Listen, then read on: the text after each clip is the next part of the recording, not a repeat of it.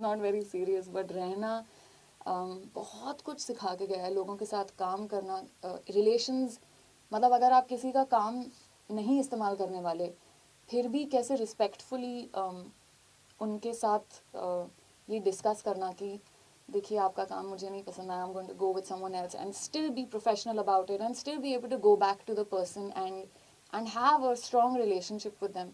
बहुत कुछ सिखाया इस गाने ने मुझे, एंड आई थिंक बस वही कारण था कि इससे शायद जाते जाते मुझे काफ़ी कुछ सिखाना था, इसलिए इतना समय लग गया। ऑल्सो आपकी म्यूज़िक की जर्नी भी बहुत इंटरेस्टिंग रही। अगर ऑडियंस को बताना चाहे आपकी कैसे स्टार्ट किया, जो जो आपने किया उसके बारे में अगर शेयर करें हमारी ऑडियंस।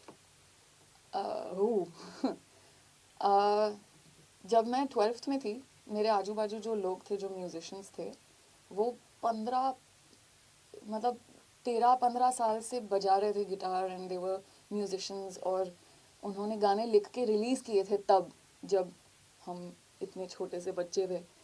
तो those people wanted to apply to Berkeley. तो वो सब देख के और वो लेवल ऑफ म्यूजिशियनशिप देख के मेरे को लगा कि मुझे म्यूज़िक तो नहीं पढ़ना चाहिए।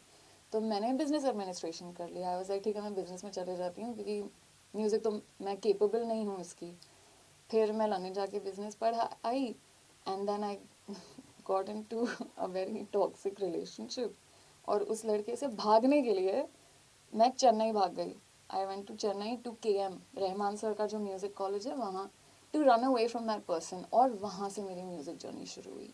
क्योंकि मेरे घर पे हमेशा बिजनेस का माहौल रहा था, मेरे आसपास लोग, मतलब मेरे आसपास म्यूज़िक रहा नहीं था, और वहाँ पे जाके पहली बार मैं डाइव किया म्यूज़िक में, एंड पूरी मेरी दुनिया म्यूज़िक म्यूज़िक हो गई। एंड वहाँ I met a couple of people जिन्होंने वाया वाया करके फिर मेरा अंकित तिवारी के बैंड में मेरी एंट्री हुई।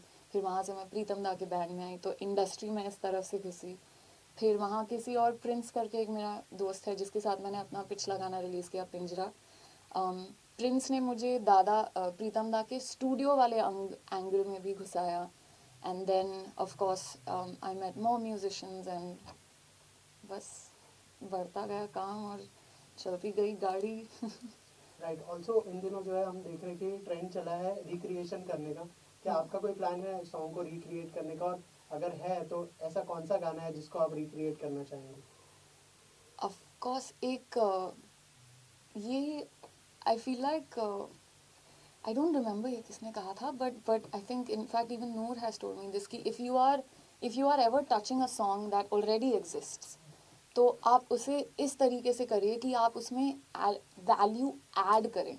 ऐसा नहीं कि आप वैसे वैसे गा दिया आपने और ना कुछ नया बनाया, और वही गाने को ऐसे फिर ऐसे निकाल के ऐसे you just patted out. No, if you are touching a song that's already और पॉपुलर रह चुका है, मतलब आपको उस गाने को आगे लेके जाना है। Right. ऐसा नहीं होना चाहिए कि वो ओरिजिनल क्रिएटर्स या ऊपर से या धरती पर अगर जिंदा हो, आपके गाने को देखकर बोलें कि इसने तो मेरे गाने की वाट लगा दी। You don't want that. You don't want Rahman sir to look at your song and go like, अरे he should never have touched my song. उसको privilege कहाँ से मिला ये कि मेरे इतने अच्छे गाने को छू के उसने बुरा कर दिया. So I would love to recreate some folk songs, especially because Sindhi is थोड़ा सा dying, and मेरे को लगता है ये थोड़ा भार मुझे अपने कंधे पे उठाना पड़ेगा, and I will make Sindhi happen again. तो मेरा इरादा है कि मैं कुछ सिंधी फोक सॉन्ग्स रिक्रिएट करूँ। दमादम मस्त कलंदर तो है ही, वो तो सबको पता है। So I am going to touch थोड़ा little known songs that hopefully I can make come into the public eye and make them big and make the world celebrate with us Sindhis, क्योंकि हमारे music भी बड़ी amaze ही है। मतलब बहुत सारे surprises और फैंस को मिलने वाले हैं। बहुत सारे, अभी तो शुरू हुई है जर्नी, अभी तो पार्टी शुरू हुई है। राइट, ऑल्सो ये गाना बहुत जल्दी रिलीज होने वाला है। If you can share, if you can sing 2 line of this song in your voice. In my voice as opposed, okay. रहना मेरे साथ तुम, रहना बिना बात तुम, क्योंकि मुझे तू चाहे, क्योंकि तुझे मैं चाहूँ। रहना।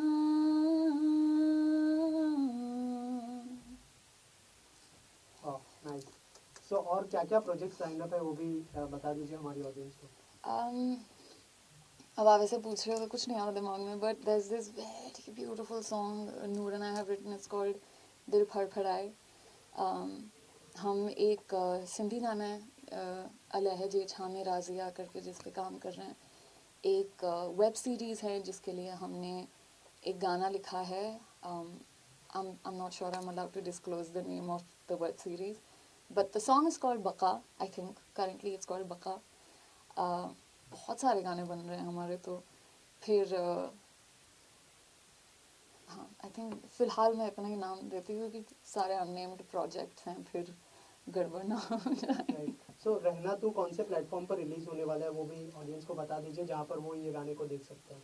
रहना, क्योंकि it's very close to the name of AR Rahman Rehna तो वो थोड़ा, but the song is called Rehna. हम इसे यूट्यूब पर रिलीज करने वाले हैं and it would be available at 6 p.m.